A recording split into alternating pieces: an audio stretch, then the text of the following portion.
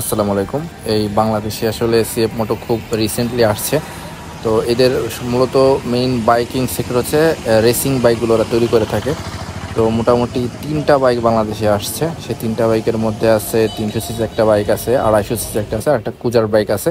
এই সিএফ মোটো আসলে যে বাইকগুলা, এগুলো সবই মোটামুটি স্পোর্টস বাইকের ক্যাটাগরিতে পড়ে। এদের এই বাইকটা হচ্ছে 300 সিসির বাইক। তো এই বাইকটা হচ্ছে আমি টেস্ট ড্রাইভের জন্য আসছিলাম, কিন্তু ওনাদের সেই ফ্যাসিলিটি এখনো নাই।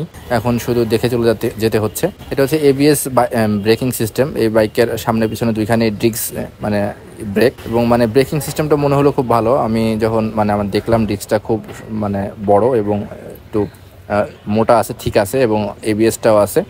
তো এই বাইকের যে ইয়াটা আমার ভালো লাগছে সেটা হচ্ছে যে বাইকের যে কি বলে মেটাল যে ইয়াগুলা, সেগুলো খুব প্রিমিয়াম কোয়ালিটির। এই বাইকটার সাথে একটা বাইকের তুলনা করা যেতে পারে, যেহেতু 300 সিসির বাইক। তো আমার কাছে বাইকের দাম নিয়ে পরে কথা বলি, আগে বাইকের লুকটা দেখেন। বাইকের সামনের লুকটা খুবই সুন্দর, আমার কাছে খুব পছন্দ হয়েছে। এবং পিছনের এই বাইকটা 2টা কালার হয়, একটা কালো একটা সাদা।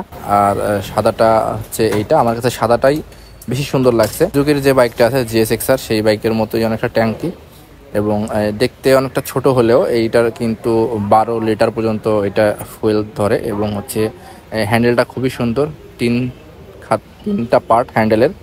এবং হ্যান্ডেলের পাশে যে প্রতিটা হ্যান্ডেলের সাথে যে সুইচগুলো আছে খুবই প্রিমিয়াম। এবং এগুলা যখন আসলে আমি ধরছি আমার কাছে খুবই ভালো লাগছে। আর এই যে প্রত্যেকটা সুইচের আসলে স্মুথ এত, যে আপনি যখন সুইচ প্রেস করা হয় এত স্মুথ লাগে।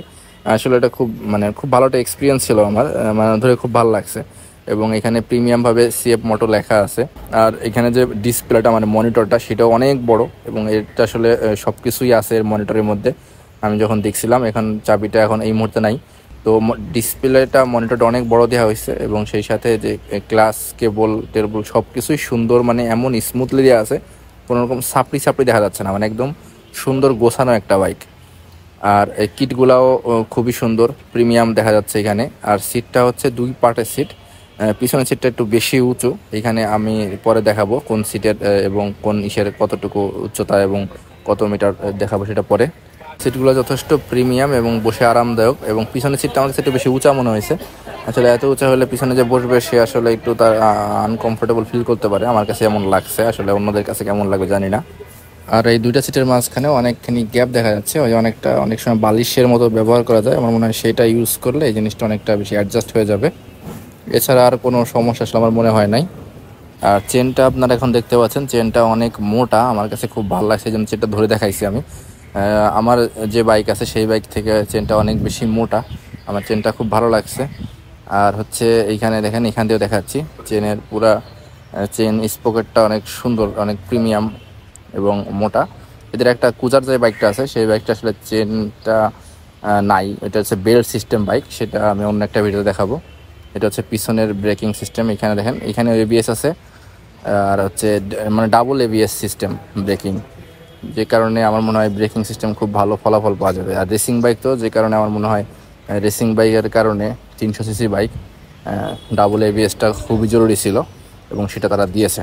আর বাইকের লুকটা খুবই সুন্দর, ইঞ্জিনটাও দেখতে খুব সুন্দর দেখা যাচ্ছে। টেস্ট রাইড দিতে পারলে, ইঞ্জিনের শব্দটা শুনতে পারলে হয়তো আর একটু ভালো বুঝতে পারতাম, কিন্তু এখানে সেই ফ্যাসিলিটি নাই, আর কিছু তো করার নেই। যে কারণে তবে ওনারা বলছে যদি যখন টেস্ট ড্রাইভের ব্যবস্থা করা হবে তখন তারা জানাবে, তারা এইভাবে রেজিস্ট্রেশন করে রাখছে নাম, মোবাইল নাম্বার। তো এই হচ্ছে এসআর বাইক, সিএফ মোটো এসআর। এটা হচ্ছে বাইকের ডিটেলটা এখন দেখাচ্ছি আমি। বাইকের ডিটেলটা হচ্ছে এইখানে লেখা আছে সম্পূর্ণ। এই টায়ার হচ্ছে 110/70, আর পিছনের টায়ার হচ্ছে 140/60, ঠিক আছে। এছাড়া ওই যে ব্রেকিং সিস্টেমের ব্যাপারেও বলা আছে ডিটেল। আর এখানে যেটা আমি বলবো সেটা হচ্ছে যে বাইকে 12 লিটার ফুয়েল থাকে, 155 কেজি ওজন। আর এখানে টর্কটা দেখেন, পাওয়ার আর টর্ক, এখানে পাওয়ার হচ্ছে 30 বিপিএস, আর টর্ক হচ্ছে 27 9 M।